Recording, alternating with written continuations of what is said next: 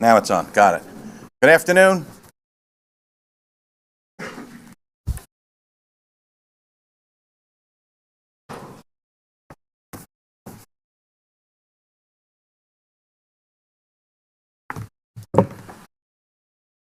I apologize, we're 5 minutes late. We had a little animated executive. Board meeting of the Port Authority of New York and New Jersey and its component units is now being called to order. Today's in-person meeting is also being held virtually via teleconference, with the proceedings live streamed from the Port Authority website. Earlier today, the Committees on Finance and Operation met jointly in executive session. Their reports will be filed with the official minutes of today's meeting. The Commissioners also met in executive session earlier today to discuss matters involving ongoing negotiations or reviews of contracts or proposals, matters related to the personnel or personnel procedures, matters related to the purchase, sale, or lease of real property where the disclosure would affect the value thereof or the public interest, and to discuss and act upon matters related to proposed, pending, or current litigation. We have a couple of pieces of business that are very personal in nature to start. It's a little out of the ordinary, but I think it's fitting in many ways. Last week, if I can call Beth Rooney up, our Director of Ports. Last week we had an opportunity to christen a magnificent piece of equipment. More importantly than that, it was to honor an individual, Christopher Edward Cranston. As I was just talking to Chris's wife, Claire, we both, through that exercise, Claire, showered ourselves significantly with champagne, which was a little unanticipated. Now, Rick, I don't know if you've ever done it. Did you ever christen anything? No. Okay, well, this may be our first and last christening, Claire. So no one gave us directions. So we were christening a very sophisticated boat lift, with Beth will talk about, and in Chris's honor. And they gave us these champagne bottles that had this wonderful netting, and we just smashed them against the side, and it exploded all over the place. And it was a wonderful event in many ways. It was reverent and sad, but also beautiful in many ways. So, Beth, if you can just talk about what this huge, magnificent boat lift and carrier is and what it really represents. Excellent. And we have a special presentation. Will do. Thank you, Mr. Chairman. So the Bayonne Dry Dock and Ship Repair Facility in Bayonne, New Jersey, the Bayonne facility was acquired by the Port Authority back in 2010. But it has a history that goes back to World War II, when the United States Navy needed a facility that could repair and build some of the Navy's vessels that were supporting all of our war efforts. So the Cranston family, back in 1997, worked with the city of Bayonne at the time, after the Department of Defense had moved out of the old Military Ocean Terminal Bayonne, to take over the dry dock facility and bring it back to life. And it was an extension of a facility that is in Brooklyn today. And so that facility, when we talk about a dry dock, allows ships to float into a bathtub, and then the back wall of the bathtub closes, the water gets pumped out, and at the end, these massive ships are sitting on blocks so that they can make repairs to the hull. Those dry docks, however, do not allow you to take out some of the smaller vessels that are very important to work in the harbor. So this mobile boat hauler, which has the capacity to lift boats of up to 400 tons, is now part and parcel of the services that the Bayonne Dry Dock is able to provide. And they can haul out of the water now all of the ferry vessels, the emergency response vessels, and many of the other tugboats and barges that are very critical to operating a viable port of New York and New Jersey. So this mobile boat hauler has been named in the honor of Detective Christopher Cranston, one of 7 children in the Cranston family, good Irish Catholic family with no shortage of children. So the event of christening that mobile boat hauler, Detective Cranston was working at Ground Zero on 9/11, and then for many, many months thereafter, and unfortunately passed away earlier this year of 9/11 related illnesses. So I think as the Port Authority family, remembering those not only who perished on that day, but in the years since, and then the connection to the Bayonne dry dock and how important that is to the viability of the Port of New York and New Jersey. And it was just a tremendous honor to be a part of that. Beth, I appreciate that. And, you know, I came away from that just learning about the whole family, the brood of seven, and talking to the family. And of the seven, Michael, we understand he was the rational and reasonable and the quiet one. Is that a fair characterization? Okay. And you hear about the story, and while you're saying it's not related to the port, it's got everything to do with the port. After 9/11, he went and worked around the clock as an emergency worker, identifying like 6 days a week at Ground Zero. And because of that, he had an exposure and died at the age of 48, tragically. And so I felt, as the representative for the port, we had to do something to recognize Christopher, the husband, brother, father of five. It's so important that the Port Authority recognize those who have given their very lives to the existence of this Port Authority. So I thought it was an appropriate gesture that we have a flag here that was flown on 9/11 of 2022 that we are going to present to the family, declare to you and kids with the special certificate as a small gesture, just to let you know that we love Christopher. We thank him very much for all that he's done and the contributions that you and your family, and obviously the tragedy and suffering that we share with you. And we wanted to let you know that how we as an agency feel about Chris. So at this time, if we can ask Claire and Michael and the family come up, and I ask all the commissioners and Rick if you can come up, and we'll make this presentation to the family.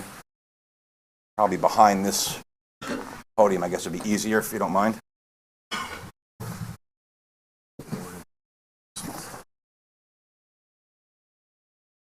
Want to hold? Come over here. Fine.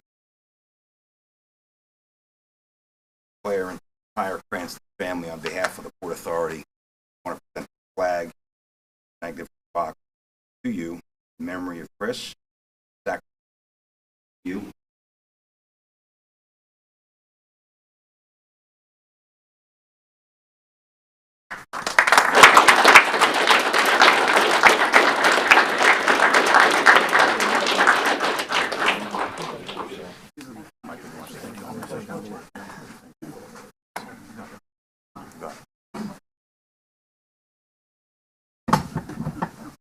Michael, on behalf of the family, feel free to say a few words.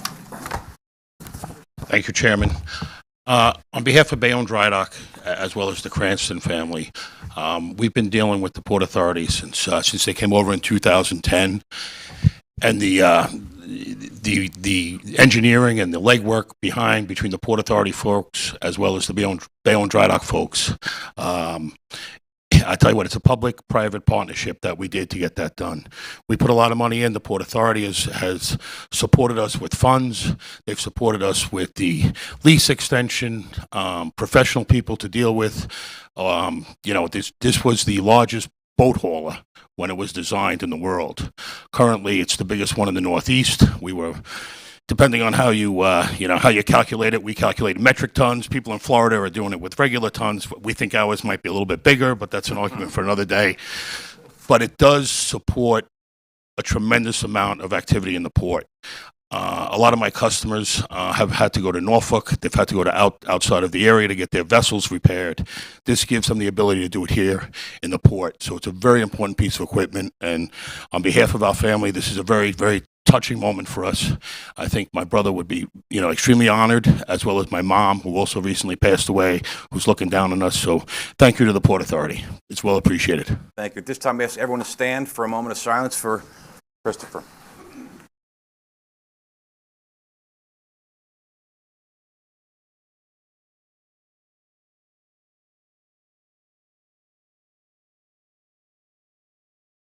Memory of Detective Christopher Cranston. Thank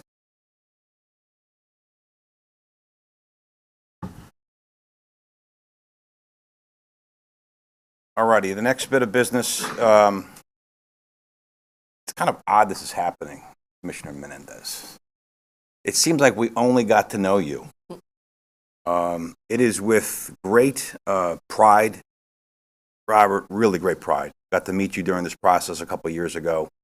Have just got an enormous amount of respect for you for your just sheer intellect, your energy, your commitment to public service. At this stage of your life, you're leaving a very significant private sector job to go serve as a Congress member. I mean, for the rest of all eternity, you will represent this country, this district, this state, this region as a Congress member, which is just extraordinary. It is just so breathtaking. I was just thinking about it today. You have served with, never shy. You served on the various committees. Your input has just been, we all know you have been one of the most vocal, whether it's finance or governance. Just bring a very level, common sense to the game here. I'm thrilled you're going down there and living a dream in many ways. I'm glad someone's going to know what the Port Authority is in D.C. It's going to be very helpful in the future, Robert. We are saddened in many ways that you are leaving because I think you're just getting, the gist of what this place is about. You understand the majesty and the wonderfulness of the Port Authority. So it is with that I say that it is with deep regret in many ways, but with more pride than anything else. We're going to present you with this Service Excellence Award on behalf of the Port Authority. But we wanted to say thank you for your contributions, and you're not leaving us. You can't get rid of us. But you've been wonderful, and I'm a better person having known you and served with you. Say thank you. Any commissioner want to be heard? Commissioner McCabe? Yeah, I would also echo everything you just said. The way he has a short amount of time just exhibited all the qualities that when someone who lives in New Jersey care about public policy, look at what's DC. I'm sorry, excuse me. Look at what's going on in DC. We could all rest assured that there's going to be someone that's going to be going down, be a member of Congress, and be thoughtful, measured, and substantive, and to have a level of discourse that is the civility that we need so much that he has brought time and time again. You just see it. It's fully on display. And beyond that, I would say this to you, Robert. It's been great to get to know you because I consider you a friend. We both young kids, shared experiences, and you've just been a terrific, as good of an asset as you are to the Port Authority. We could all take a little comfort knowing that you're going to be as good, or if not better, down in a place where they need it. So, congratulations. Yes. Mr. Chairman, may I make a couple Yes. words? Vice Chair, and then we'll hear from Commissioner Eve. Oh, I'm sorry. No, Vice Chair, you'll be heard. Okay. The two words, intellect and civility, I think are perfect. I would often look to Commissioner Mendez for his comments when we had a robust discussion. He would bring a level-headedness and an insight that I welcomed because of the two words I just described. So good luck. We're rooting for you, and thank you. Thank you. Commissioner Eve. I'll echo everything that has been said and add what an honor and pleasure it has been to get to know you, to have worked with you as a fellow commissioner. And I'm not sad at all. I'm so excited for you. The people of your district are extraordinarily fortunate that you are going to be representing them in Congress. And you heading to Washington in this capacity makes me more hopeful for the future because your district, your state, and our country needs you. And so I wish you Godspeed. Terrific. Anyone else? Commissioner Richardson. I will not say goodbye. I will say see you soon. And I expect that we will see you often. And I am saddened by this moment. It has been an extraordinary couple of years for me to get to know you better. I talked about my favorite moment with you, top of the George. But level, sincere, committed, those are the things that I will remember. You are committed to public service. I know that. And we appreciate you and see you soon. Commissioner Horowitz. So I just want to echo, Rob, everything everybody has said, but also just note in my own dealings with you, I really appreciated, and Kevin has talked a lot about this over time, that you're not somebody, while you were appointed by the governor of New Jersey, you're not somebody who viewed the board as splitting its obligations between one state or the other. From the beginning, you understood that the port operates as a port representing the Port District, which covers both states. And because of that and everything else everybody said, I'm absolutely confident, having spent the first decade of my professional life working on Capitol Hill, I am absolutely confident you will rise to the top very quickly there. So if nothing else, we're going to present you, Robert, if you don't mind, if the commissioners and the executive director would join us, and then we'll let you speak.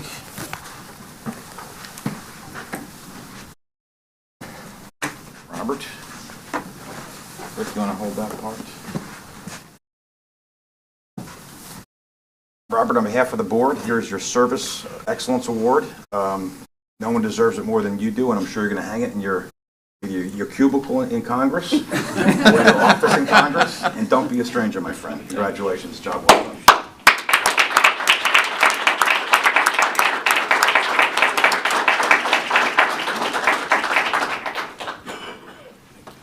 Thank you, sir. Congrats, brother. Absolutely.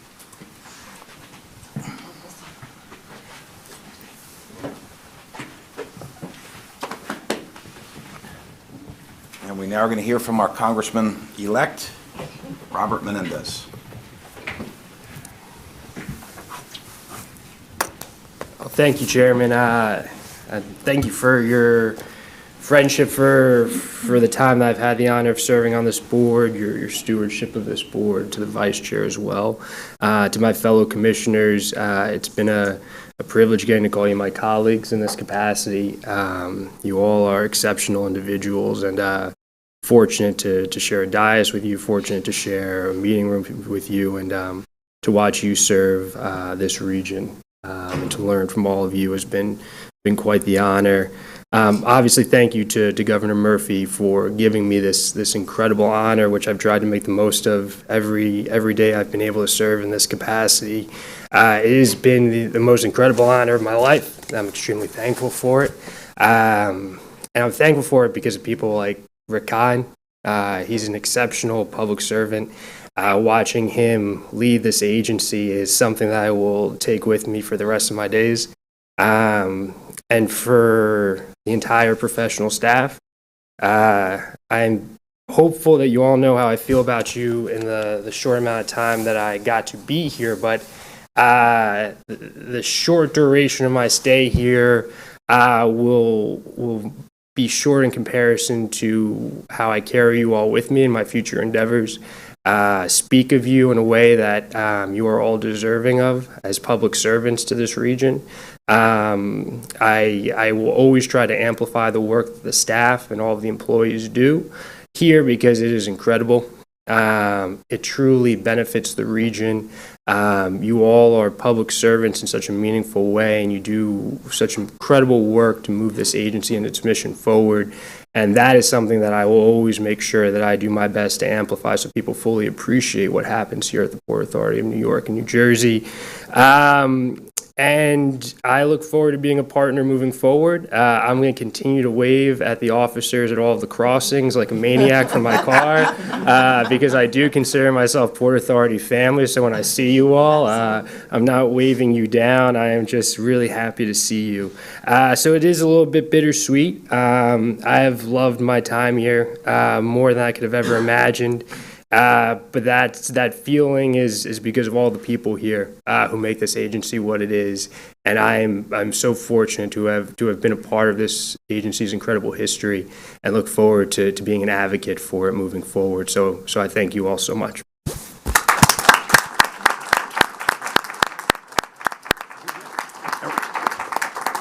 Robert, on behalf of the senior staff and commissioners, this is the traditional hard hat that you must wear for the remainder of the day. On the floor of the House. The only two pieces of advice I've been given in this new role is never wear a helmet and never get in a tank. So I will make sure this is on a proudly displayed, but not on my head. So thank you so much. Last bit of personal business we have today before we go on to the voting business. those of us are aware that our former Chief Security Officer, John Billich, he left the Port Authority this month after 8 years of dedicated service. John could not be with us here today, but we want to recognize him publicly. It was under John's leadership that we saw new critical security programs were established, heightened programs and initiatives were implemented. We are safer and better because of John's dedication, and we thank him for that. And with that, we also have John's replacement here, Greg Erie. After a national search was done, Greg was the obvious choice. And Greg has spent 8 years in the Air Force as a veteran of Operation Desert Storm. He had 22 years in the FBI, heading up the New Jersey office and the New Jersey Office of Intelligence. I don't think we could be in better hands after John than we are with Greg Erie. And with that, we would ask that we're going to have a swearing in of Mr. Erie. If I can have the executive director, and I will go to the podium if I can find this oath of office. There it is. There it is, right here. Here we go. Rick, am I holding the Bible for?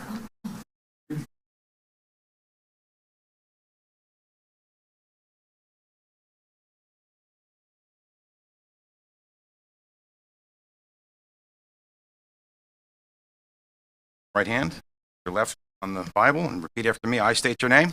I, Gregory Erie, Do solemnly swear solemnly swear that I will support that I will support the Constitution the Constitution of the United States of the United States and the Constitutions and the Constitutions of the states of New York and New Jersey, of the states of New York and New Jersey, and that I will faithfully and that I will faithfully discharge the duties of Chief Security Officer discharge the duties of as Chief Security Officer in and for in and for the Port Authority of New York and New Jersey, Port Authority of New York and New Jersey, in accordance with the law in accordance with the law and according to the best of my ability. according to the best of my ability. So help me God. So help me God. Congratulations. Is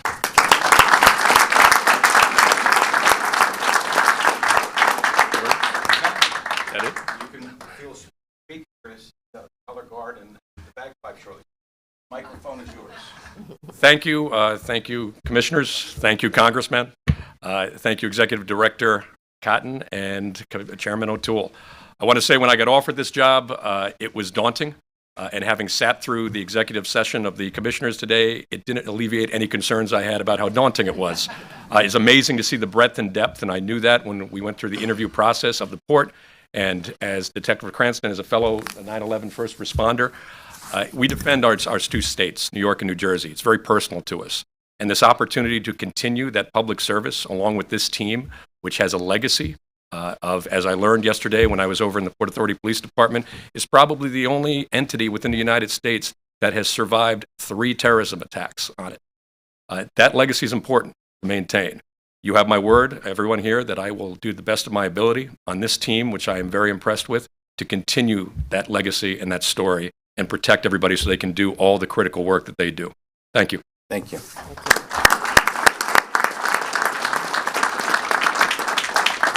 Honor guard. Honor guard. Attack. Trail. Hollywood.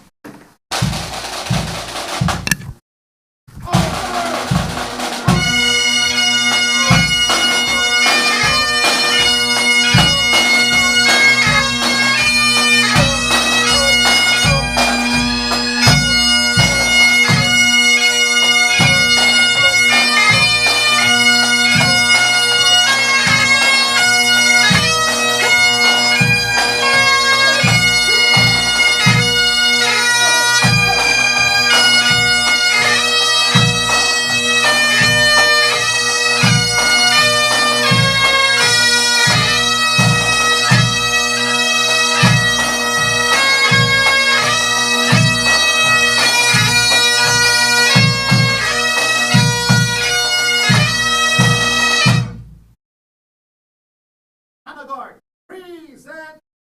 Arms.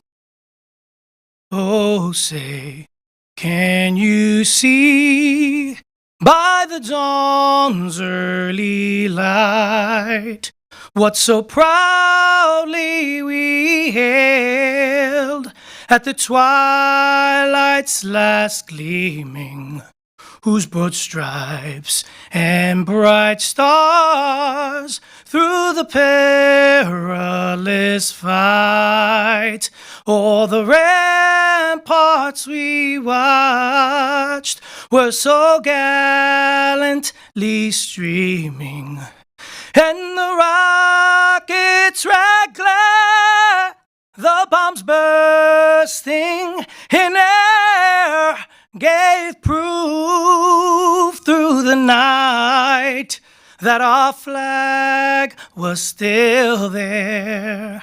Oh, say, does that star-spangled banner yet wave o'er the land of the free and the home of the brave? Honor guard. Order. Arms.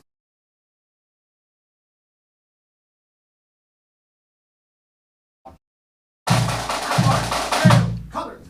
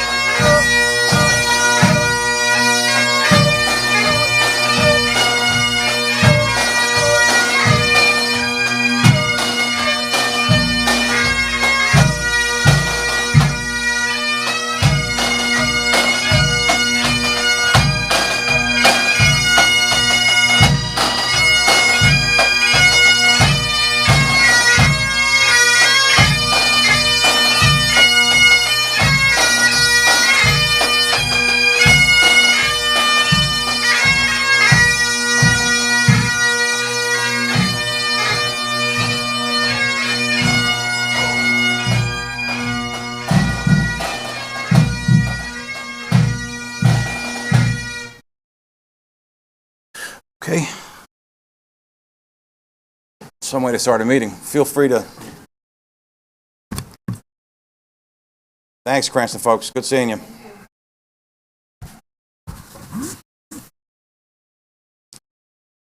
Alrighty, so it's time for our executive report from our executive director. Last month of the year, Rick. Hard to believe, huh? But here we are. What say you? Well, before I turn to my report, I want to join the tributes that have been paid to Commissioner Menendez on behalf of the staff and on behalf of the employees. The support of the board is so important to the ability to move our agenda forward, and the board plays roles both big and small, behind the scenes, in front of the scenes. I'd just like to say, Commissioner Menendez, you have in your time on the board, you've emerged as a key member. You have offered your advice, both in supportive ways and encouraging ways, and to point ways to which perhaps we could do better. And I just say that that is an enormously valuable contribution in terms of encouraging us to work on issues and to bring them to the board and provide support for what we do. So thank you very much for your service. It has been a pleasure working with you. I would, Mr. Chairman, now like to turn to my report, and as you point out, this is the last board meeting of the year, and therefore I want to devote my report to briefly review the highlights of the agency's 2022. And I'm pleased to report to the board that the agency has had quite a year. With respect to our airports, the agency has achieved extraordinary milestones in our plan to transform all three of our major airports into world-class 21st century aviation hubs worthy of New York and New Jersey. But the agency's remarkable 2022 extends across the entire agency agenda. I want to thank all of our employees who have been central to drive these accomplishments, particularly the 2/3 of our workforce that are represented. And I want to thank the leadership of the 23 unions who represent these employees for working with us throughout COVID, as well as working with us on our ambitious and challenging agenda throughout 2002. We believe, as a framing proposition, that the agency has much to be proud of as 2022 comes to a close. I'm now going to take a brief look at the achievements and the milestones that the agency hit in 2022. At our airports, our whole new LaGuardia project, final completion of all passenger facilities at Terminal B in the first half of 2022. The opening of the new Delta Terminal C, marking essentially the substantial completion of LaGuardia. And during 2022, the project received widespread recognition. National Academy of Construction, their Recognition of Special Achievement Award. The Urban Land Institute of New York, their Excellence in Civic Development Award. The Design Build Institute of America awarded the project its top project honors.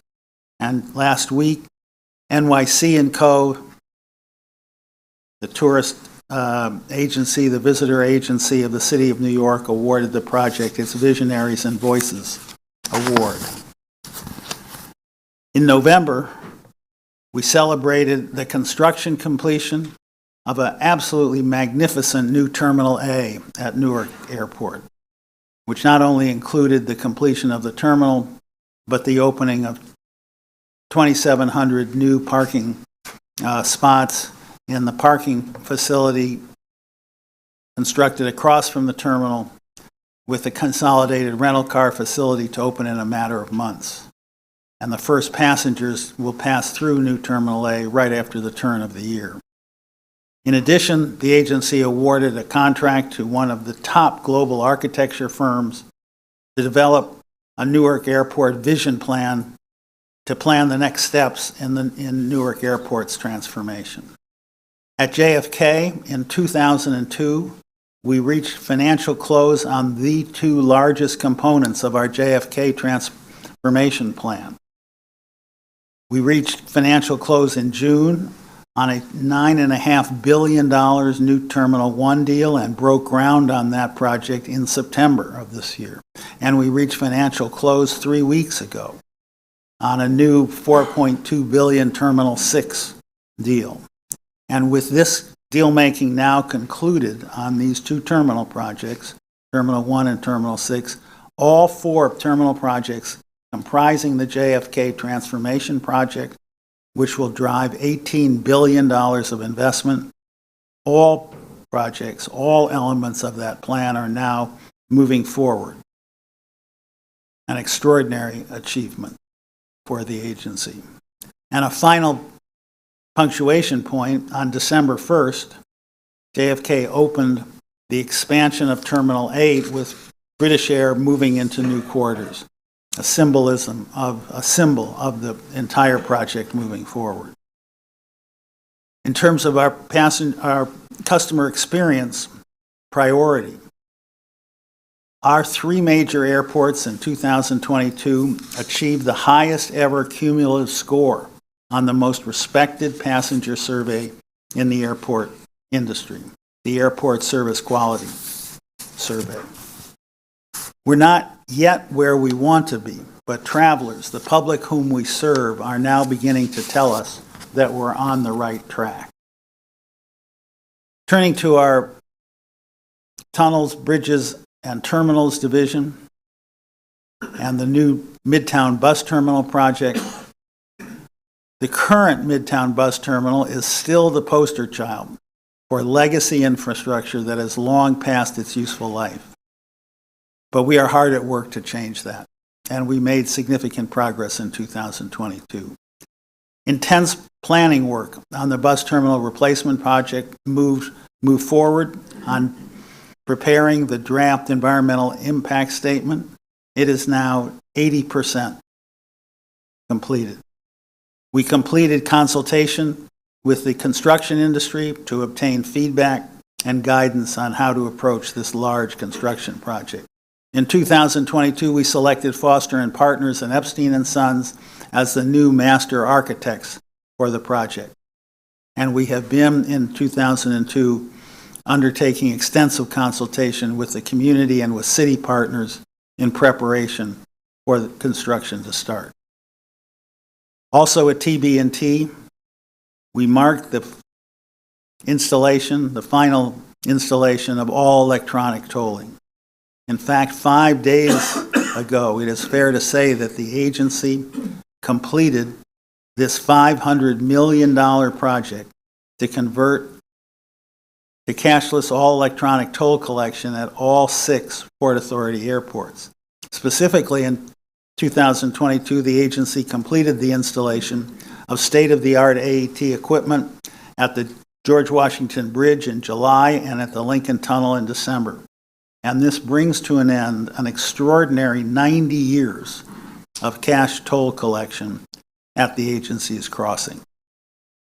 In 2022, we also completed the first phase of our testing of autonomous vehicle technology as a tool to increase bus throughput at the Lincoln Tunnel at its exclusive bus lane, and explored further autonomous vehicle technology at other facilities of the Port Authority. At the World Trade Center, 2022 saw big strides toward the completion of 2 components of the World Trade Center complex. The St. Nicholas Greek Orthodox Church and Shrine completed its construction and opened its doors to the public. The Performing Arts Center,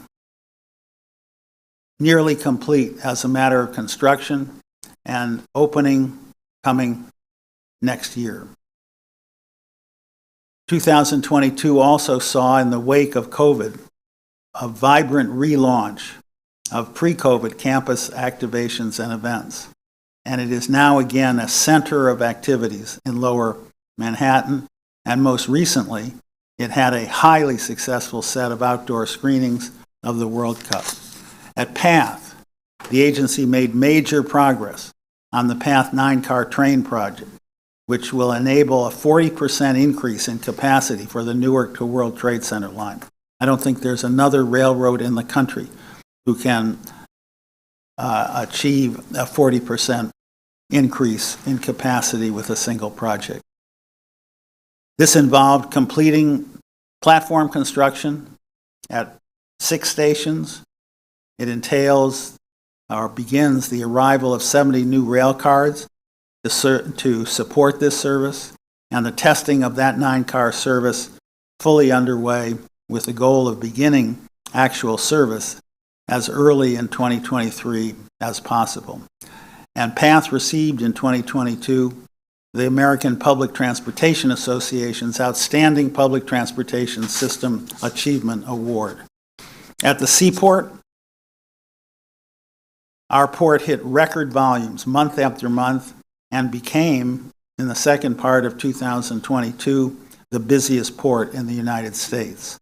In the face of this flood of cargo, all through 2022, the seaport maintained its position with fewer ships waiting offshore in our anchorage and with lower average times in the anchorage compared to activity at the West Coast ports, but also compared to most other U.S. ports.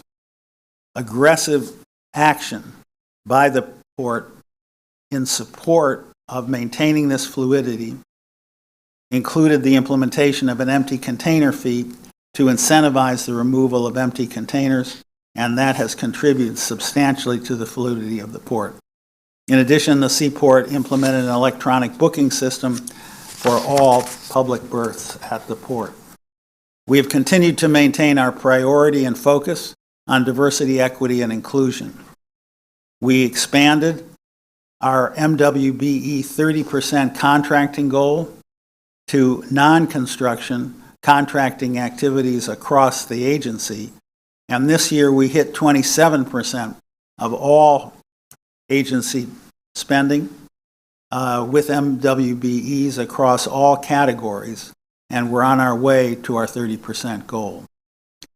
Both LaGuardia and Newark redevelopment project continue to hit record levels of contracts with minority and women-owned businesses and to local and to local businesses. More than 75 contracts were awarded in 2022 under our new small contracts discretionary program, which is specifically targeted on minority and women-owned businesses. And the agency received in 2022 multiple awards for our diversity, equity, and inclusion efforts. The American Society for Public Administration's Equal Opportunity Exemplary Practice Award, the Journal of Commerce's Salute to Diversity Award, the New York Women's Chamber of Commerce Minority and Women-Owned Business Enterprise Champion, the Competitive Edge Conference's Award for Diversity, Equity, and Inclusion Activities, and the Design Build Institute of America's National Award for projects exemplifying meaningful DEI practices. And in terms of numbers, as work winds down on LaGuardia and winds down on Newark Terminal A, LaGuardia hit record levels by awarding more than $2.2 billion in minority and women-owned business enterprise contracts, $800 million awarded to local businesses in Queens, and Newark Airport awarded more than $685 million in MWBE contracts and $213 million to local businesses in the neighborhoods surrounding the Newark Airport. We continue to focus even more broadly on our diversity and inclusion agenda, working closely with our Workplace Equity Council. In 2021, we set an aggressive agenda with 25 different initiatives to address and improve race dynamics in the agency, focused in 5 different areas. This year, in 2022, we reached completion of 24 out of those 25 initiatives. And we developed, in particular, career pathways for operations and maintenance and other career paths at the agency. We strengthened the Port Authority Police Department recruiting program to increase diversity, and we issued an awarded a contract for Port Authority Police Department body-worn cameras. With respect to our sustainability agenda, a major focus, we completed and powered up LaGuardia's Terminal B parking garage solar array. We made major progress at Newark with respect to a solar roof array that will be on the parking structure there, and it is set now to be powered up early in 2023. We completed a 5.2 megawatt solar array at the Port Newark Container Terminal. We implemented airport zero emissions rules and regulations for ground support equipment at our airports. We initiated zero waste recycling policy, both at the airports and elsewhere in the agency. We have multiple initiatives underway to achieve 35% greenhouse gas reductions by 2025 and made significant progress in 2022. We continued progress in 2022 toward our goal of having 50% of our light-duty vehicles to be all electric, and we continued progress on reducing the number of so-called dirty trucks at the seaport, and Seaport continued to provide incentives to ocean carriers to adopt emission reduction techniques. Mr. Chairman, I think the board and the agency can be proud of the many things that were accomplished in 2022. We appreciate the support of the board, and with that, I conclude my report.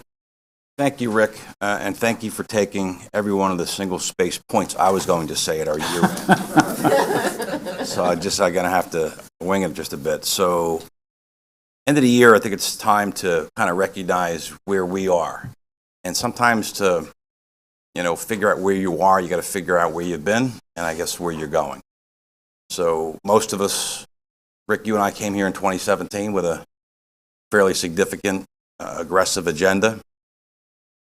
I don't know if you or I or the folks who came on board then knew where we'd be 5.5 years later. But here we are. You read those lists, Rick, and each one stands on its own as amazing.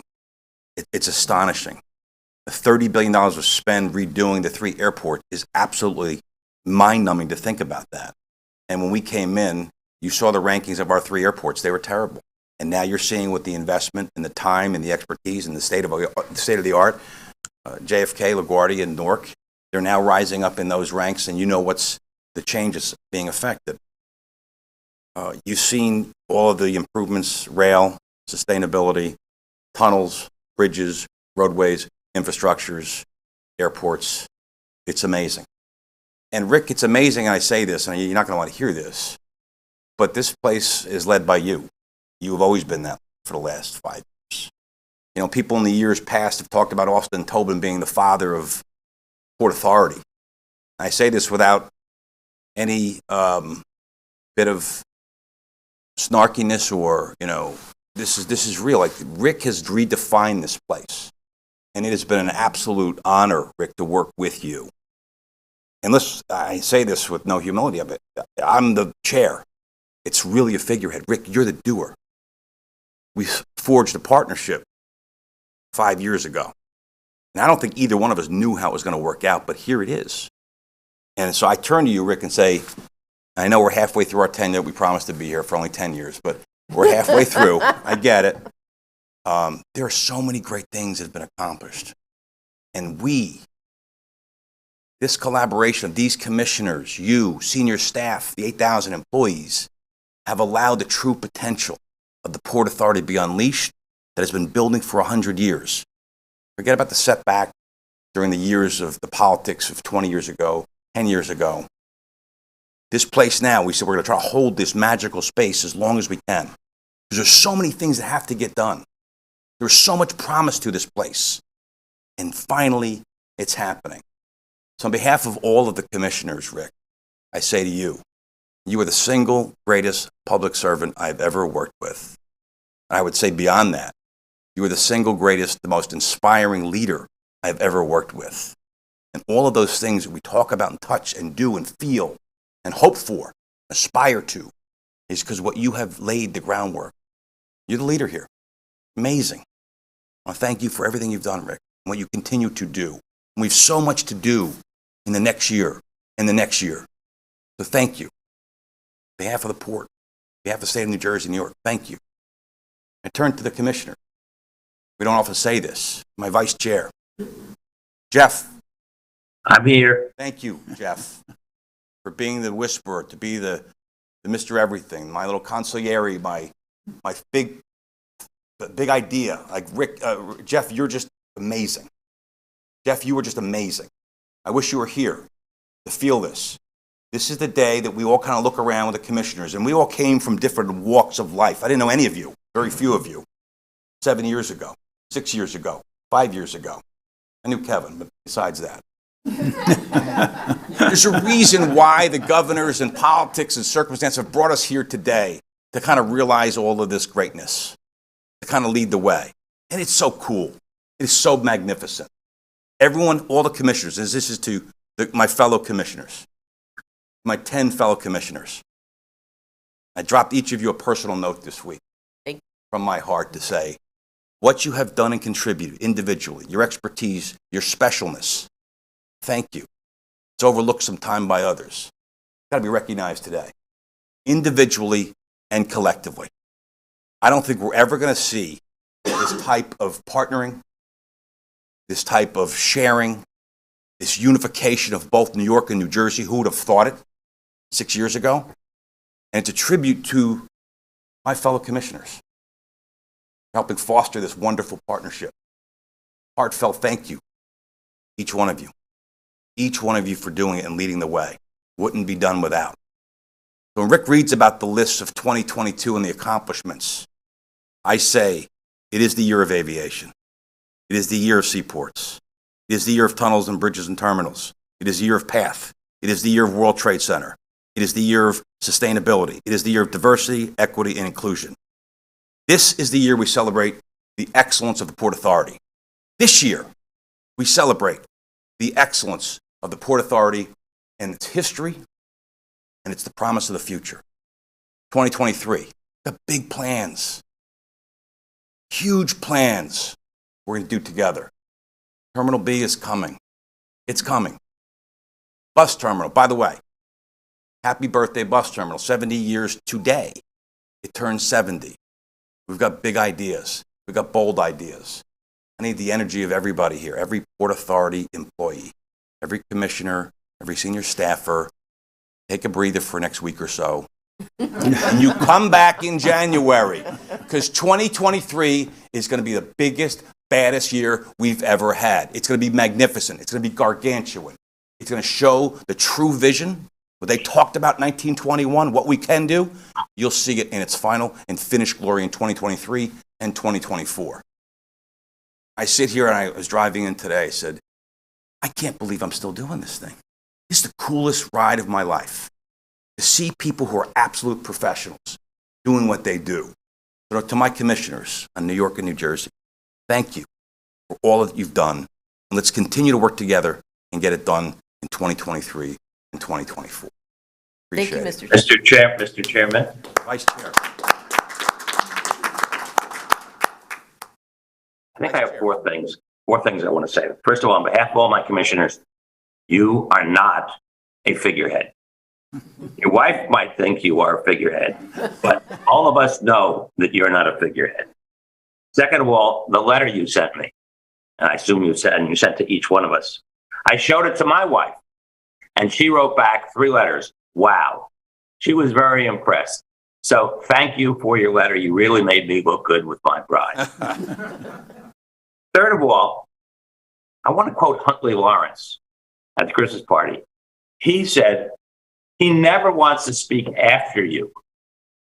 And either do I, because I can't match you are the best extemporaneous and optimistic speaker that I've ever heard. And I think on behalf of all my colleagues, I want to express a heartfelt thank you, thank you, thank you. I turn it over to any of my fellow commissioners who would like to add their thinking. Commissioner McCabe, yes. I think your humility is appreciated, but it's also true to form, understand, leaders that you and Microphone.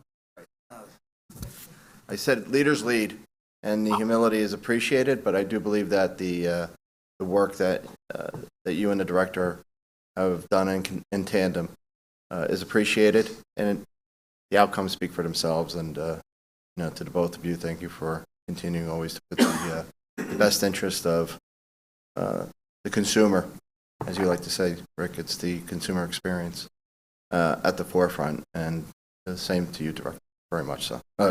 Chairman, thank you. Thank you, Commissioner. Anyone else? Anyone else? Or Commissioner Menendez?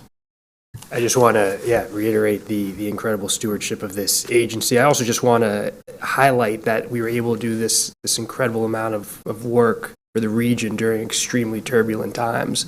And I think that not stating that it doesn't give the full picture of what you and the staff and all the employees were able to do this past year. And having had the opportunity to serve on the Finance Committee and see what that team does to model out and try to anticipate behavior in this dynamic situation is an incredible thing. And it's an important dynamic and component of what goes into all this incredible work. So you've been able to do an immense amount in really challenging times. And I think that just needs to be stated because it goes to what an absolute dynamic team you have here and what you're able to accomplish. So having seen that underneath the hood, I just feel like it's important to say on public record that these were not easy times to do big things, and you were able to do big things. And I think that's just important for the public to know these things don't happen in a vacuum. They happen with a lot of work, a lot of strategic thinking, and that's thanks to the senior team here. So I just wanted to mention that.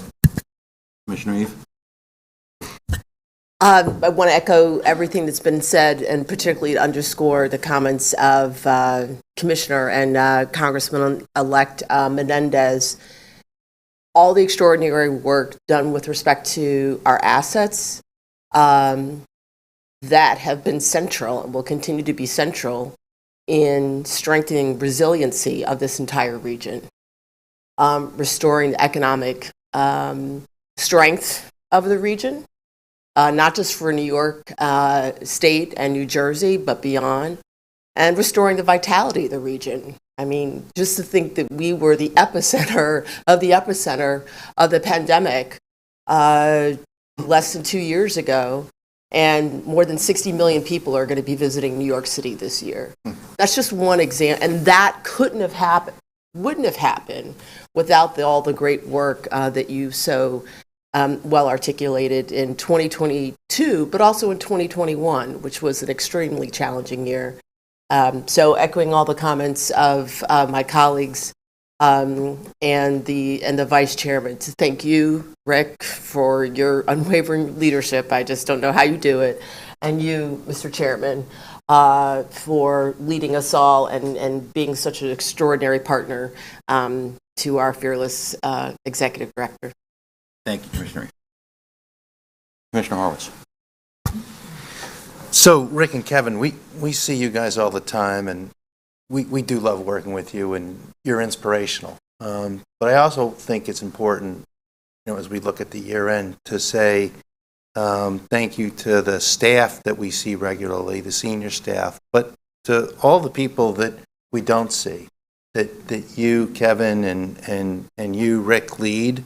And I really admire, Kevin, the way that you have gone into the trenches repeatedly and make sure that all of the people who work in this organization, who truly make it great, know that they're valued, and that they're listened to, and that they're appreciated. And I think it's important for us as a board, because we don't really address those who we don't see all the time, as a board, to know that you are on our minds, you are valued, you are the people that drive this agency. We all have our own roles to play, but you show up every day and you do the work. And it's important for you to understand that. So thank you, Mr. Chairman. Thank you very much. All righty, let's get down to some business.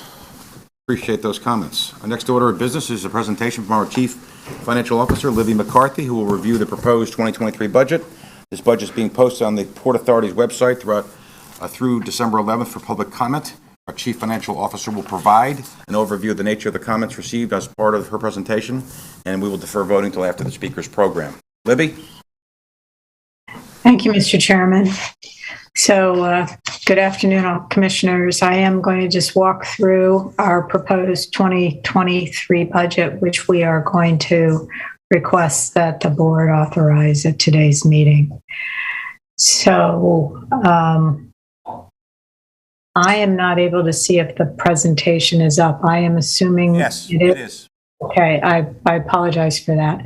So the proposed budget is a $8.3 billion budget. It's comprised of three components: operating expenses, capital spending, and a debt service and deferred expense budget. And it aligns with the Port Authority's mission to keep the region moving.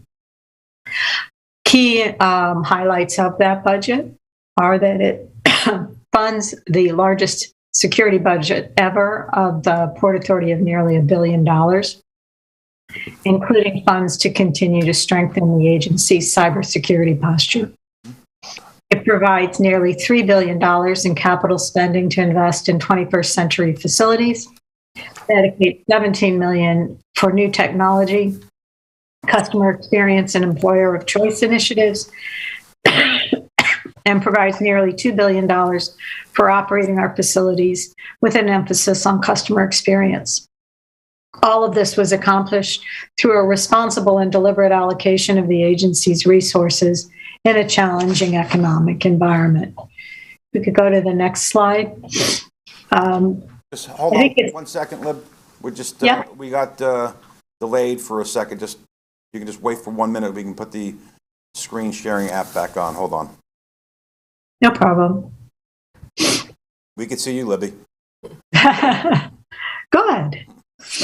That means my internet's working.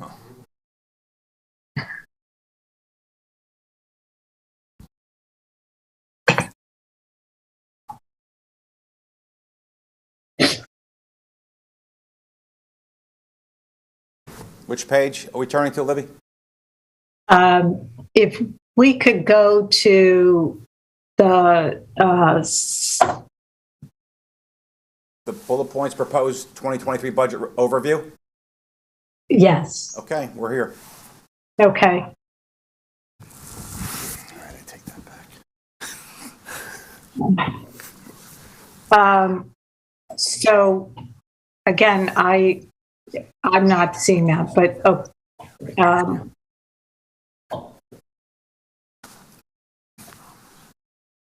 so Rebecca, can you go to slide 4? Okay, there. Thank you. This slide shows the proposed budget by its components, and also shows that the budget of $8.3 billion has sources that balance with its uses.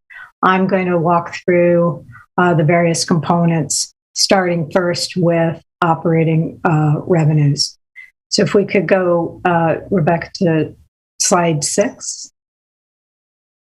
I think it's best to understand this budget in the context of COVID and the recovery that we've had with respect to COVID and the recovery on our activity. On this slide, you can see the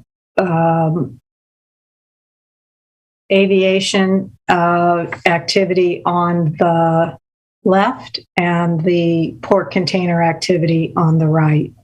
Just to frame these slides, the yellow dotted line is 2019 levels, and the blue line is the current activity. What you can see here, aviation passenger activity is on the left.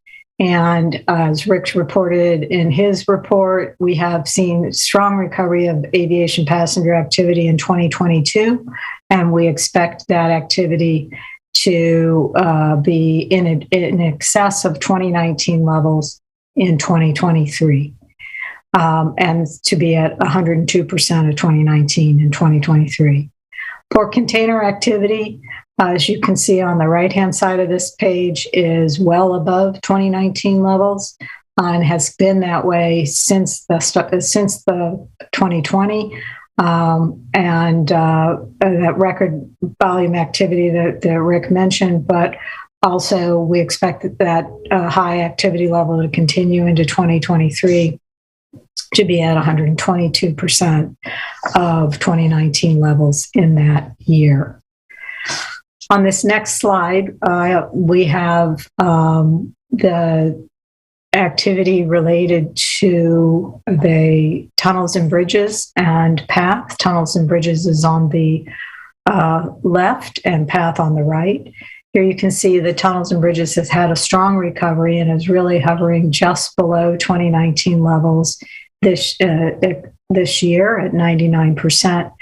And given that we are conservatively taking into consideration potential softening of the economy, we are projecting for 2023 that activity level will be at that 99% in 2023. PATH ridership is the area where we've had the slowest recovery, and we currently estimate that PATH, which is right now in the roughly 60% of 2019 levels, will continue to have recovery into 2023 and be 66% of 2023 levels across the year. That PATH is like other mass transit railroad systems, commuter rail systems, is showing a slower recovery because of the ongoing impacts of the remote work environment. Next slide. When you take together these activity assumptions as well as scheduled rent increases and new rents as a result of some of the new airport facilities that Rick mentioned in his remarks, and an automatic toll and fare adjustment that is scheduled for 23. Overall, we're estimating that gross operating revenues will be $6.4 billion, which is $470 million or 8% higher than the 2022 estimate. But it's also important to recall that this is in the context of the $3 billion of revenue loss the Port Authority incurred over the 24 months from March of 2020 through March of 2022. This amount as well, I'll point out, is still well below the pre-pandemic 2023 estimates that we had for the year. So I did mention that automatic toll and fare adjustments. So if we go to that next slide, I just framed that back in 2008, confirmed again in 2011 and 2019. The board mandated an automatic inflation-based adjustment mechanism for the bridge and tunnel tolls, and also created that for the AirTrain fares.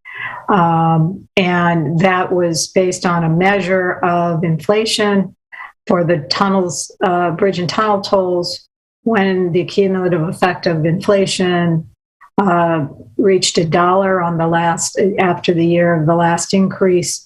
That increase would be put into place. Because CPI from September of 2020 through September of 2022 was 14%, that automatic inflation adjustment was triggered.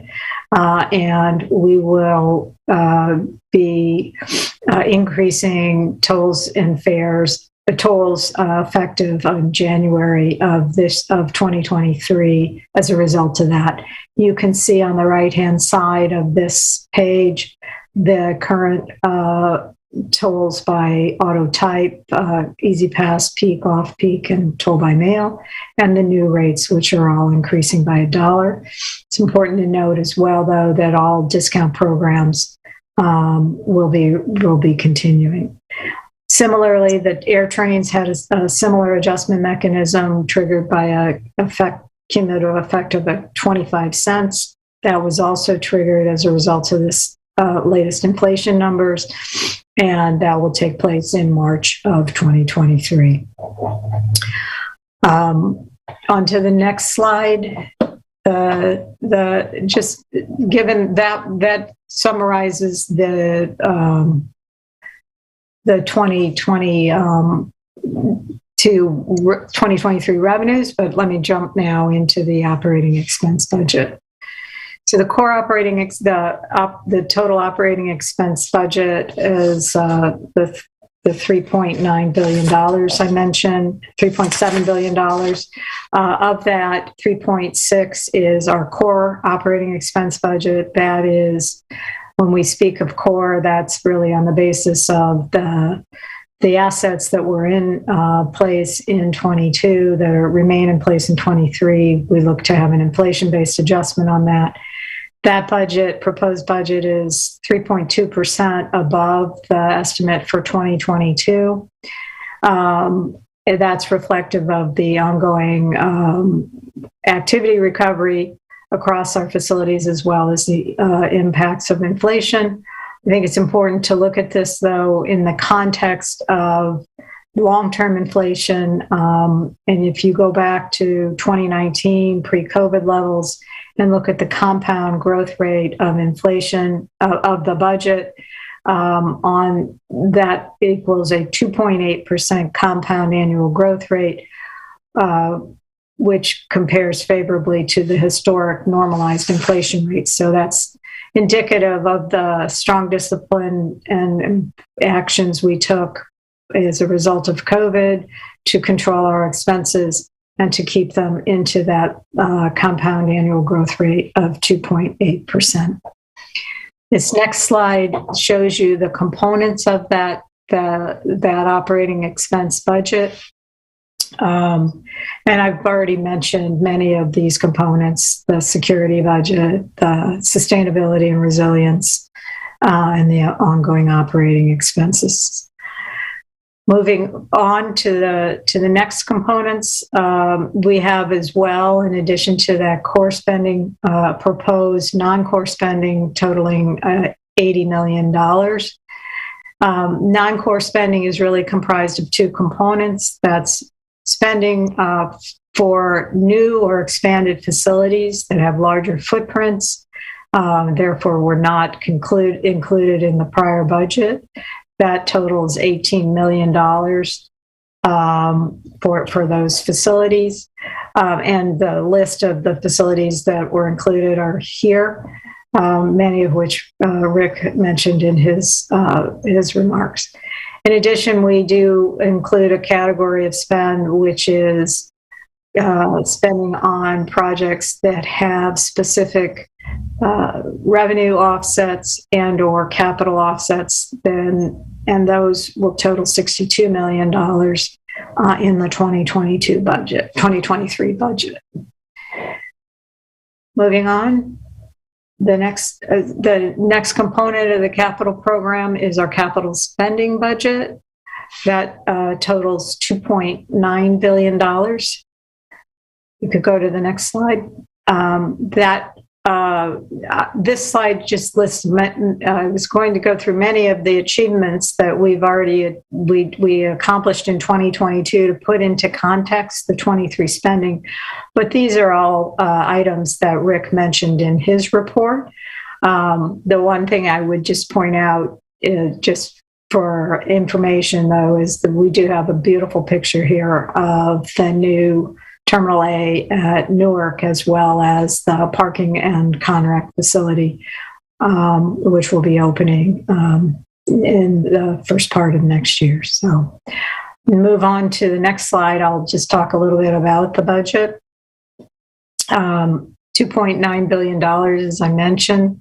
That's an increase of about 33% versus the 2022 budget estimate of $2.2 billion. 2022 spending is below the original budget for the year, and that's really driven by delays in the starts of projects as a result of COVID. And the need to renegotiate contracts, et cetera, for the JFK redevelopment. And then as well, we have we did not need to spend as much funding on state of good repair projects that we had set aside, which is a good news underspend because the assets did not require that level of state of good repair work. Listed on the right-hand side of this page is a number of the projects that will be advanced in the 23 spending plan. That's the completion of phase 2 of Terminal A at Newark, the start of major construction on JFK redevelopment. Actually, that has started, but it's a continuation of that major construction on JFK. The advancement of Newark visioning planning and the replacement of the Newark Air Train, the continuation of the $2 billion Restore the George program, capital planning on the new Midtown bus terminal, the rollout of the new and modern PATH fare collection system, and the delivery of the 72 new PATH rail cars that will support expanded 9-car service on the PATH system. Moving to the final component of the budget, we have the debt service budget. So that budget is a total of $1.6 billion. It also has the proposed spending. We also have proposed spending there for deferred expenses of another $100 million. So this budget assumes the issuance of $1 billion in new debt to help fund our capital program and the interest related to that. It also assumes a $1.1 billion note that we issued as a result of COVID will be refinanced on a long-term basis. And that is reflected in the interest expense here, as well as then increased scheduled principal amortizations related to our existing debt. So next slide. We did, as a result of our practices, we did post our budget for public comment following our meeting in November. We have since then, received 18 comments from the public. No comments have been received since the 13th. Those comments are comprised of 14 comments that related to our to the toll and fare adjustments. 3 comments on general matters, and 1 comment with respect to consideration of certain levels of service on the weekend. When we look at those comments and we look at the budget, which we mentioned in looking at it and taken as a whole, that proposed budget was developed to take into consideration the activity recovery across all of our facilities, inflation and the challenging economic environment that we're in, as well as the continued advancement of our significant capital program and investment to create new 21st century facilities. We take that all into consideration and look at it as a whole. Based on that, we are not recommending any changes to the proposed budget and are asking that the board adopt the budget as it was proposed.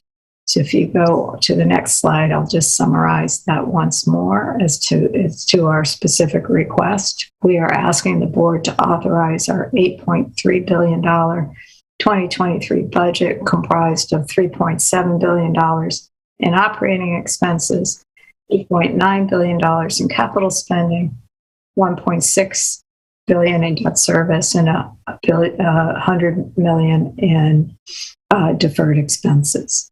With that, I'm happy to take any questions, Mr. Chairman. Thank you, Libby. First of all, on behalf of all of us on this side, thank you very much to you and to your amazing staff.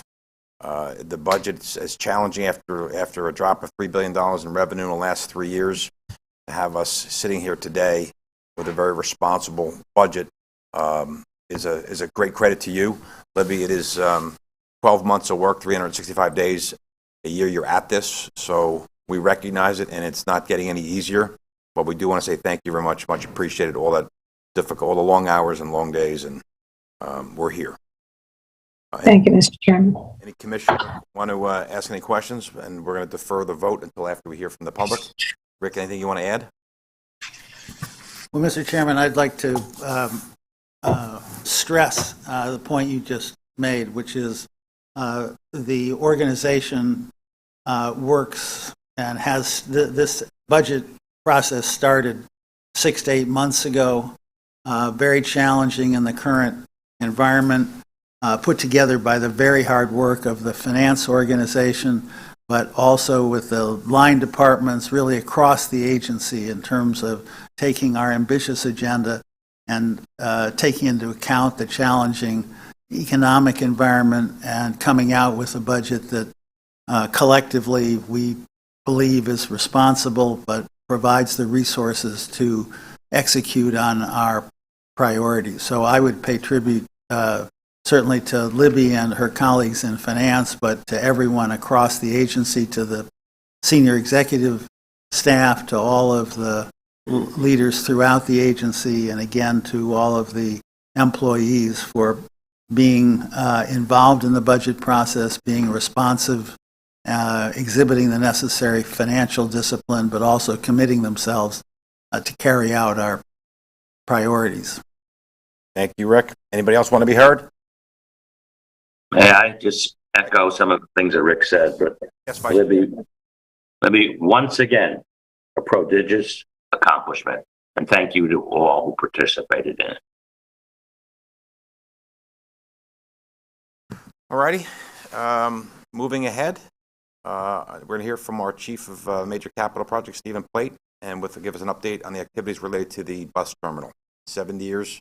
Is today the actual birthday, Dave? Yes, it is. December 15th.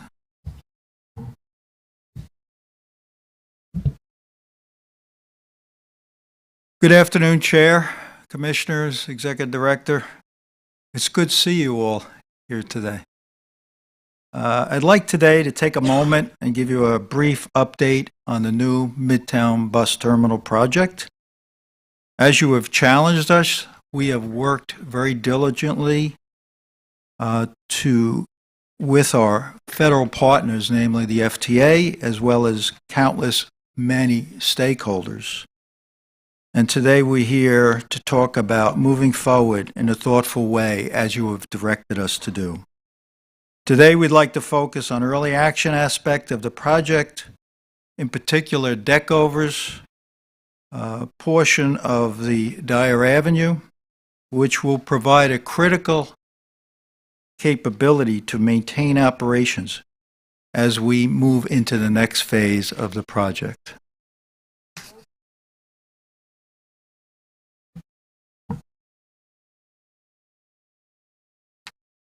The two areas circled in yellow are what I'm referring to, namely the proposed new deck overs that will cover Dyer Avenue entrance to the Lincoln Tunnel. These deck overs will provide a strategic location for bus storage, for staging, and operations as we enter the next phase of the project. This rendering gives you a concept on how those operations may be used based on initial plans. The proposed deck overs will initially be used to handle a portion of the buses that will be displaced when construction begins in earnest on the main portion of the project. We maintain the ability, it will give us the ability to maintain for the carriers and for the patrons to quickly have pre-staged buses arriving at their gates to pick up passengers.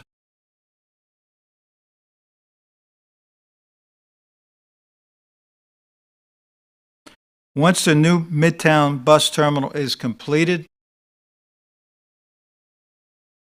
the deck overs will be converted, and this is very critical for the community. This community has very little, if any, green space. Provide over 3.5 acres of new green space for the community. And they're very excited about it. In fact, it was mentioned today in some documents published in the public. This space, to give you a sense of the size, is comparable to both Bryant Park and the Green Lawn at Gramercy Park put together. So tremendous benefit for the community in light of all the commitments that as Washington has made, our governors have made, and it really hits that mark. So in summary, Commissioners, to echo the comments that have been made here over and over again, 2023 will be a year of progress on this critical project. PA Procurement will initiate and issue public solicitations for contractors in the next quarter to begin work, to enable us to start the selection process, to select the right people, the right firms to get this project well underway. And we are constantly challenging ourselves on multiple levels, including people from both the quality of people we have inside the Port Authority as well as those people outside the Port Authority. And people are very excited about this project because it will truly be a transformational project for both the city, and it is the largest by far bus terminal in the world. So with that, I wanted to wish you on a personal level all a very happy holiday and a very happy and healthy new year. Thank you. Thank you, Steve. Looking for a breakout year for the bus terminal in 2023. Keep up the good work. Thank you, sir. All right, this time we're going to provide an opportunity for members of the public to comment on Port Authority matters. This public comment portion, which will be limited to about 30 minutes in total, provides an opportunity for the members of the public to speak or voice their views directly to the board, but it will not provide a dialogue to go back and forth. We will sit and listen to the comments and questions. If there's any specific question that needs to be asked, please go to our Public Affairs Department and let them know the specific request. I'll be more than happy to get some feedback. We have 3 speakers. First one is Carla Thomas. Carla?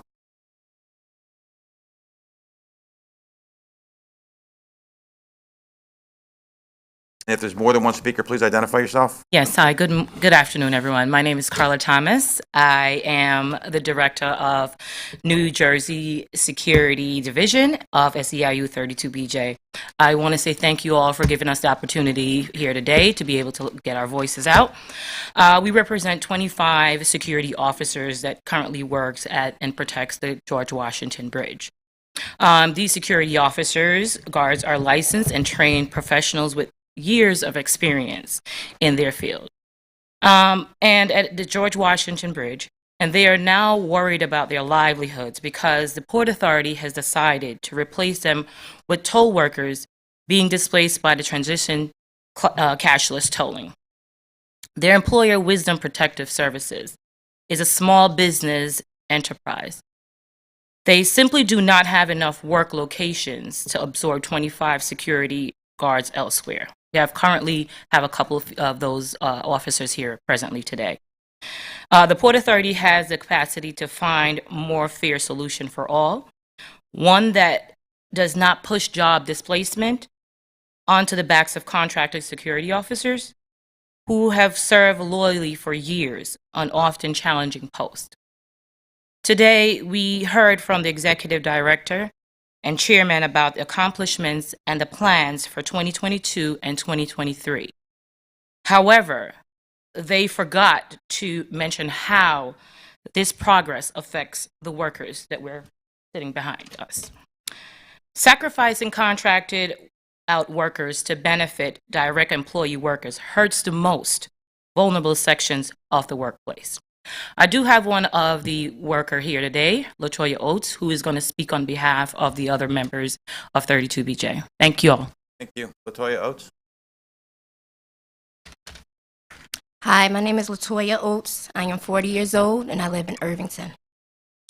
I've been a security guard at the George Washington Bridge for 14 years. My colleagues and I are very upset with the possibility of being replaced with toll collectors who are losing their jobs because of the switch of cashless tolling. I am sympathetic to the toll collectors situation, but a solution that creates more displacement is not a solution at all. I plead with you to find a solution that does not result on us losing our livelihood. I am qualified and licensed security professional. I have years of relevant experience and training that I bring to my post at the bridge. It is a demanding and important job. Sometimes I feel that our job is underestimated. I watch for suicide attempts as well as suspicious and terroristic activities.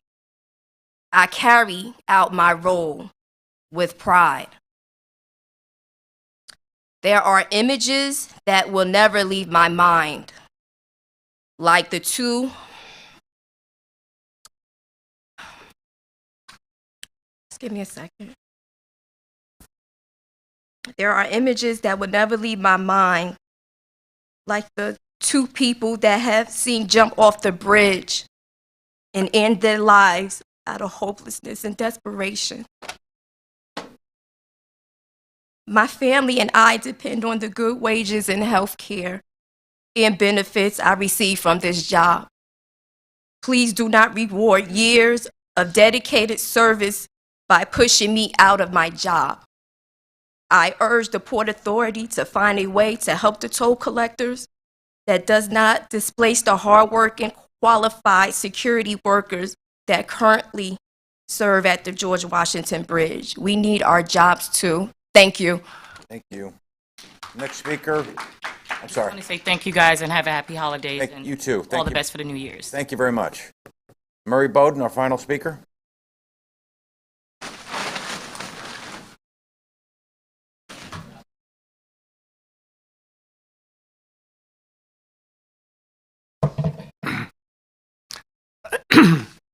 Ditto. That was the term Rush Limbaugh used to say everything that was said here about the good things, I repeat.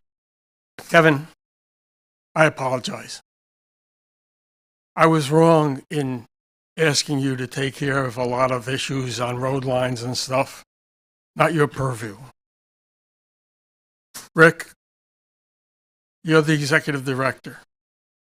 Your team, Michael, traffic engineer Michael, I can't remember his name, met with me. We went over the things. Nothing happened. The reason nothing happened is because of AASHTO, the American Association of State Highway and Transportation Officials. They're the ones that implement what I've been asking you to do something about. So you had no power to help me. So I apologize for creating a situation where I made you responsible, but you weren't responsible. I've been working on this for 20-odd years. If you do something for 20-odd years and it doesn't change, maybe you're doing it wrong. Maybe you're looking at it wrong. I was. Rick, your job is to see that your team operates in accordance with the law. Michael is not. The lines on a road are illegal according to the Manual of Uniform Traffic Control Devices. I asked you to work on that. It's not that. It's the implementation of that manual. And it's your responsibility for safety and other facets to direct Michael to implement the legal lines currently in the manual. How you do that? It's what we pay you for. I have a list of stuff here. I don't know which is most important. When you do, Steve, just for Steve, when they do the garage, the buses that you use should be low-floor buses. There's no reason to use the buses with luggage racks underneath for commuter buses. It's an error. It's got to be stopped, and I don't know how to stop it. You only load on one stair instead of front and back. Low-floor buses, you can roll a wheelchair in. To put a wheelchair on a commuter bus is literally impossible, and virtually. Here's the problem. You got the line up there, and I can't see it because I'm looking over here. So, with your permission, a couple more little things, because I may not be here again. I'm 89 and failing. And please don't ask me how I am, because do you want the truth or do you want to lie? Let's get to the rest of your list then, Murray. I'm sorry? Let's get to the rest of your list. We'll give you a little more time. The blue tarp. All of you in the wintertime that park outside have ice on your windows. You get a tarp like this, and you put it underneath the windshield wipers and on the top of the car, and you hold it down there inside the door, and it keeps the ice from forming on your car outside. And it's wonderful, because I forgot to use it the last ice storm, and I had to go out there and scrape. And then I remembered I had this. What was the other thing? Oh, the electric receptacle. You all know what this is. This is the electric receptacle where the plugs go on. Well, all of the plugs now, and the code says the hole goes on the bottom.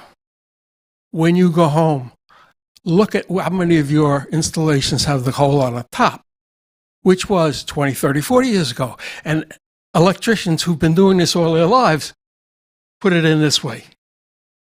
Now, how do you stop a profession that's been doing it wrong for all these years when it belongs this way? And that's the problem with some of the traffic engineers. I need to before I leave, thank all of the people at the Port Authority who have helped me all these years. I'm not so smart. I didn't learn this by myself. There were teachers here that taught me. And Kevin, my apologies. It's been a pleasure to work with you. Thank you. Thank you, Murray. Okay, Jim, do we have any pre-recorded messages or videos? We do not. Okay. Thank you very much. Let's proceed to the voting on the items that we need to vote on. Each of the respective committee chairs will provide a brief report for each of the matters being considered. We're first going to hear from Commissioner Cohen to start off the proceedings regarding the 2023 budget and the 2023 plan of finance. And after that, the chair, after hearing from them, we're going to hear from the Vice Chair Linford to provide his report on the Committee on Capital Planning, Execution, and Asset Management. Commissioner Cohen, please provide your report. Thank you, Chairman O'Toole. As Chair of the Committee on Finance, I will now recommend an item that authorizes the 2023 budget consistent with the parameters described by the Chief Financial Officer during her presentation on the 2023 budget. Prior to making a motion on this item, I ask the Corporate Secretary to note any commissioner recusals on the matter. There are no recusals. Do commissioners have any questions or comments on this item? I take it there are none. I now request a motion on this item. So moved. Can I have a second? I now request the Corporate Secretary to call the roll for voting on this item. Chairman O'Toole? Yes. Vice Chairman Linford? Yes. Commissioner Cohen? Yes. Commissioner Eve? Yes. Commissioner Horwitz? Yes. Commissioner LaBarbera? Yes. Commissioner McCabe? Yes. Commissioner Menendez? Yes. Commissioner Richardson? Yes. As the votes are in order, the item is approved. Next, I wish to recommend the board for consideration several items necessary to effectuate a plan of finance for 2023. A virtual public hearing was conducted earlier this week on the proposed 2023 plan of finance. The first item requests approval of a plan of finance to satisfy federal tax law requirements with respect to the public approval of the issuance of bonds, notes, and other obligations characterized as private activity bonds under the federal tax law. Prior to making the motion on this item, I will ask the Corporate Secretary to note any commissioner recusals. There are no recusals. In that case, I request a motion on this item. So moved. We have a second. Second. I now request the Corporate Secretary to call the roll for voting on this item. Chairman O'Toole? Yes. Vice Chairman Linford? Yes. Commissioner Cohen? Yes. Commissioner Eve? Yes. Commissioner Horwitz? Yes. Commissioner LaBarbera? Yes. Commissioner McCabe? Commissioner Menendez? Yes. Commissioner Richardson? Yes. As though the votes are in order, the item is approved. The next two items authorize the establishment, issuance, and sale of consolidated bonds as necessary to effectuate the 2023 plan of finance. Prior to making a motion on these items, I would ask the Corporate Secretary to note any commissioner recusals. There are no recusals. That being so, I request a motion. So moved. We have a second. Second. Corporate Secretary, can you do your thing and call the roll? Chairman O'Toole? Yes. Vice Chairman Linford? Yes. Commissioner Cohen? Yes. Commissioner Eve? Yes. Commissioner Horwitz? Yes. Commissioner LaBarbera? Yes. Commissioner McCabe? Yes. Commissioner Menendez? Yes. Commissioner Richardson? Yes. The items are approved. The next two items authorize the establishment, issuance, and sale of consolidated notes as necessary to effectuate the 2023 plan of financing. Prior to making a motion on these items, I will ask the Corporate Secretary to note any commissioner recusals. There are no recusals. Can we get a motion? So moved. Second. Second. Now request the Corporate Secretary to once again do what he does so well, which is call the roll. Chairman O'Toole? Yes. Vice Chairman Linford? Yes. Commissioner Cohen? Yes. Commissioner Eve? Yes. Commissioner Horwitz? Yes. Commissioner LaBarbera? Yes. Commissioner McCabe? Yes. Commissioner Menendez? Yes. Commissioner Richardson? Yes.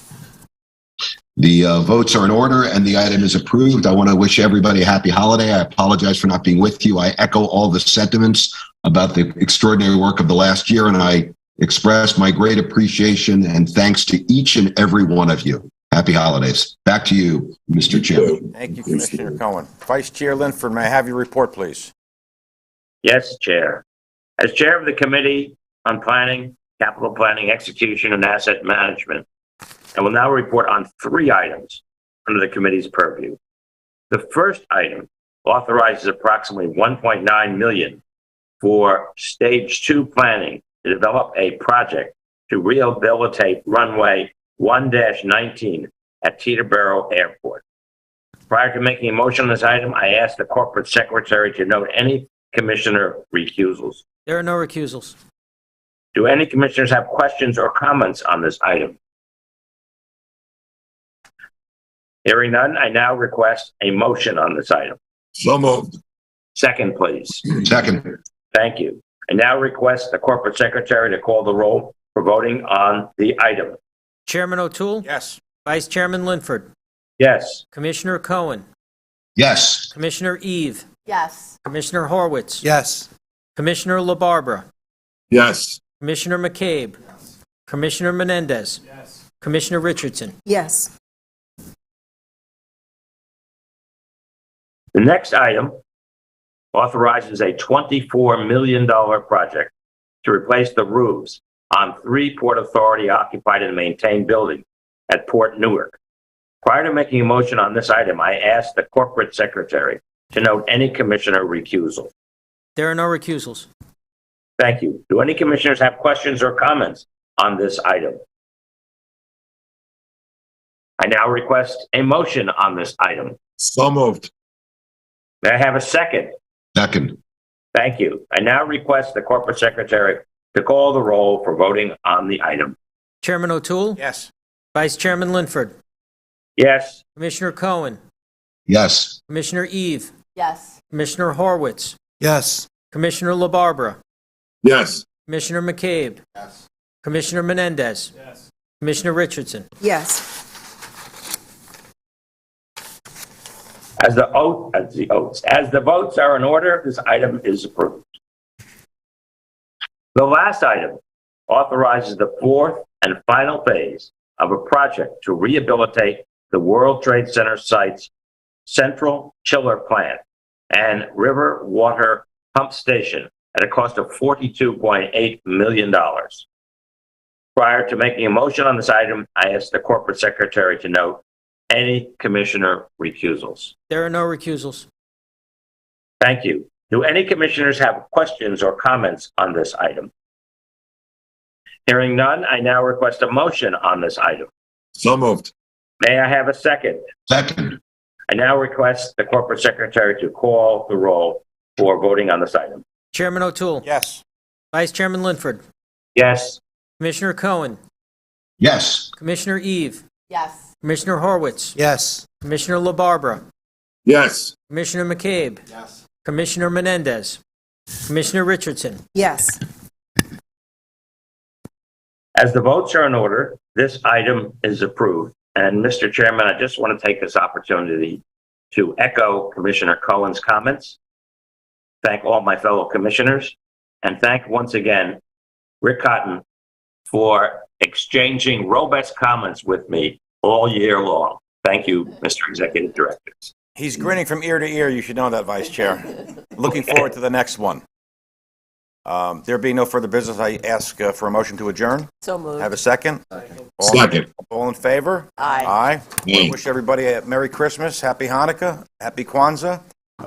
Honestly, have a great holiday. Looking forward to the new year. Meeting's adjourned. Great holiday, everybody. God bless.